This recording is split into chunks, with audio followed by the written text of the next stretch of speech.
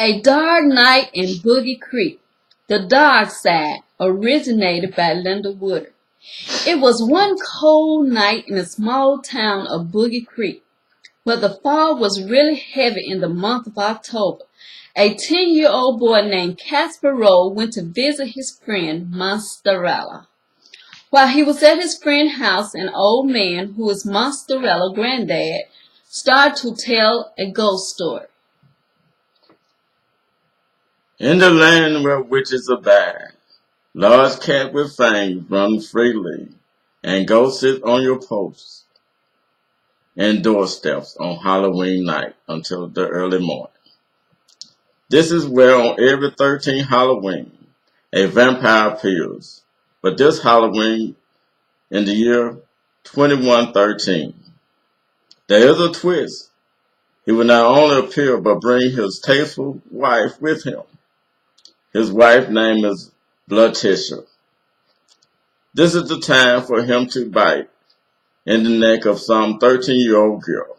So parents beware and keep a close eye on your daughters and granddaughters that might be this age.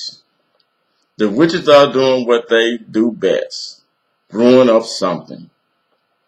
They have come up with a drink called the Bloody Tomcat that will put you to sleep in 13 seconds. Don't drink the witch's brew, and don't buy any straw brooms. This will call a visit from the wicked witches that will use their long fingernails to unlock your door and cast a spell on you. Then Monsterella's great-granddad seen the fear in the children's eyes and knew Casper Rowe had to walk home, and he ended the story with an unexpected twist. There is one can break all spells. Some call him Rabbi, some call him Prince of Peace.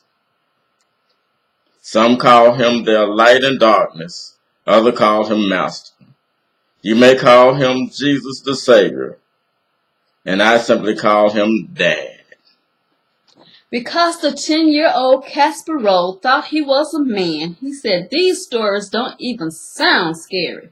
On his way home, he thought he had seen a man with one eye walking behind him. But when he turned around, no one was there. He continued to walk down the spooky street to his house, and he thought he had seen a black cat with fangs in its open mouth. But when he glanced back, he didn't see anything. Now Casper Rowe was getting scared, so he started to speed walk to get home.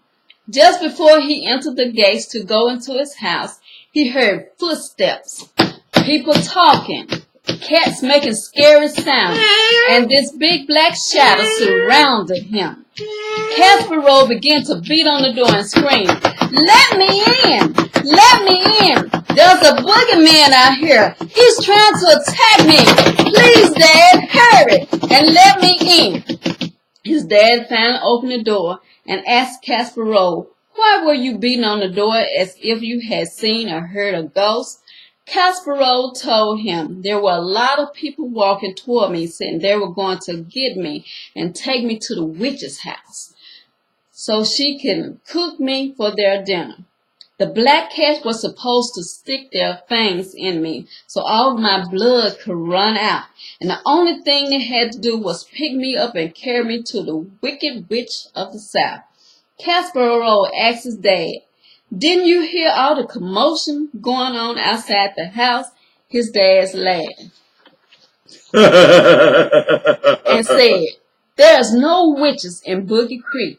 You should have been home before dark. I hope you have learned your lesson to be home before the street lights come on." But just as Mr. Black completed his sentence, the light in the entire town went out. The only thing you could see was the dim candlelights from neighbors' windows and hear those creepy sounds that will scare you out of your wits. So this was a very dark night in Boogie Creek. The next day, Casper Rowe told his dad about the ghost story that Monsterella's great-granddad told. He said that at the end of the story, he talked about a light in darkness, a man named Jesus.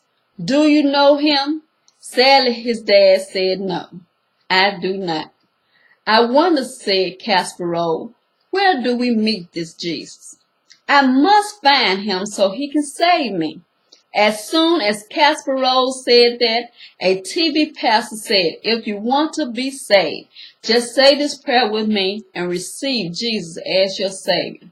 Casperole was so excited that he could have had this light in darkness. He was amazed how Jesus found him right in his home. He told his dad, Jesus is quick. He sent a pastor on TV to save me.